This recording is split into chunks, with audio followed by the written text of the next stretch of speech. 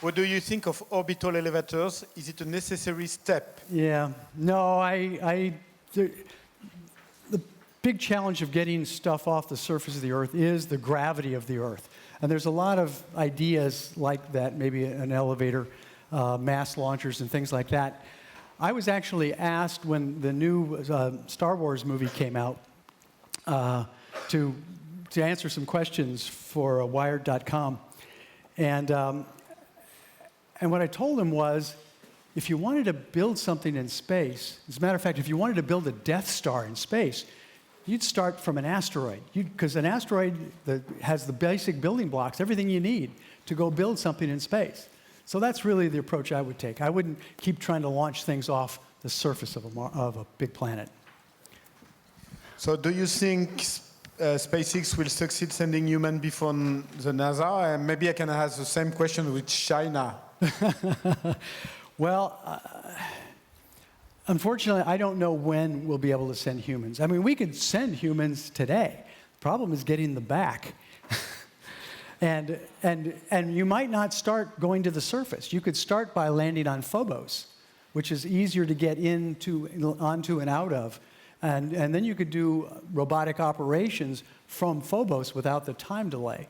So that may be the right next step, because getting systems on the surface of Mars that would allow you to get off it is a big deal.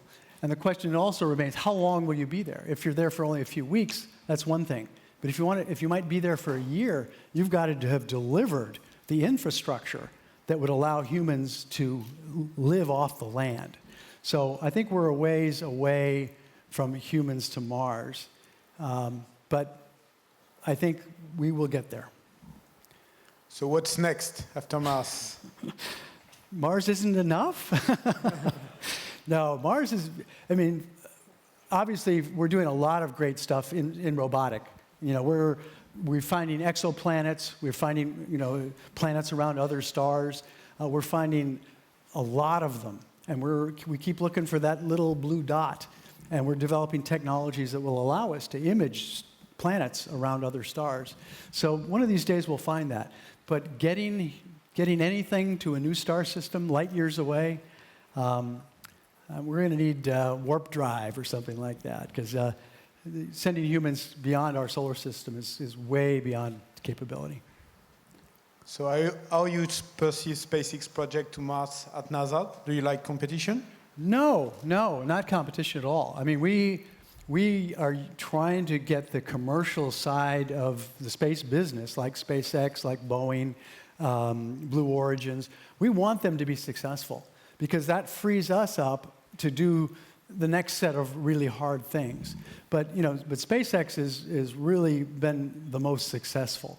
And we want to help them as much as we can. And they really architected their system to be very, very good. But they've got to scale it up. They launch a single Falcon 9 today. They're going to have to launch a 3-stack. It's called the Falcon Heavy, if they're going to be able to get this Red Dragon off the ground and on the way to Mars. So there's a lot of challenges ahead, but we're really rooting for them. So the next one is, do you plan to have a proof of concept to the moon before going to Mars? Yeah. I think that's, when I was working Constellation, that was kind of our plan. What you need to be able to do is create systems that are sustainable and operational for a long period of time. So if you wanted to prove that you could keep a life support system for humans operational for months, maybe years, with very limited resupply, then the moon's a great place to do that.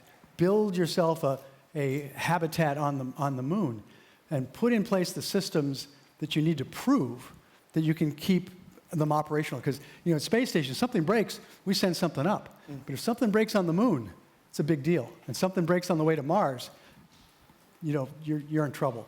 So those are a lot of really tough engineering problems to solve, and you really won't solve them convincingly until you've done it in a remote location where lives depend on it. So what benefits do you expect from landing a man on Mars? Benefits from landing a man on Mars. Well, I think the objective would fundamentally be to answer that question, to explore Mars more completely. You've seen we've only landed in a few places on Mars. There's a lot of interesting places to go that I think humans could go there and do more efficiently than what the robots can, because we really do want to answer that question. But even if we don't find life, we could and extend human presence beyond Earth. We could be a multi-planet society. So how do you keep a startup in a large organization? Good. How do you keep something in a big organization agile? It's very hard. The Pathfinder experience was quite unique because nobody had ever built a planetary spacecraft to this new set of rules. We were allowed to take risks that a lot of people wouldn't have. And it takes a certain culture, people who are willing to take those risks. And we had that, and it was really extraordinary.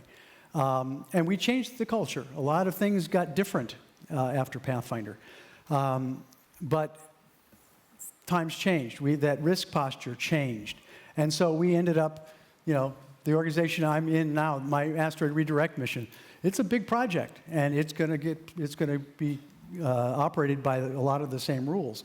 But I've tried to be creative in a number of things to make this project a little more agile because it is so complex.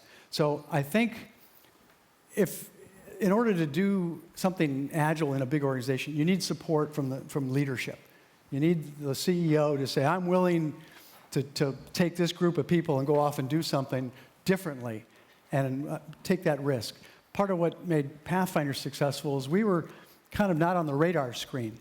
And a lot of people didn't think we'd even get to the launch pad anyway, so they weren't thinking too much about us. So we were kind of operating under the radar. And that was very, very good. That's really what you need to do, because you can't be agile in an environment where people are constantly making your job more difficult. Okay, thank you very much, Brian. Thank you. Merci. Voilà, c'est fini. It is over. Thank you and see you next year.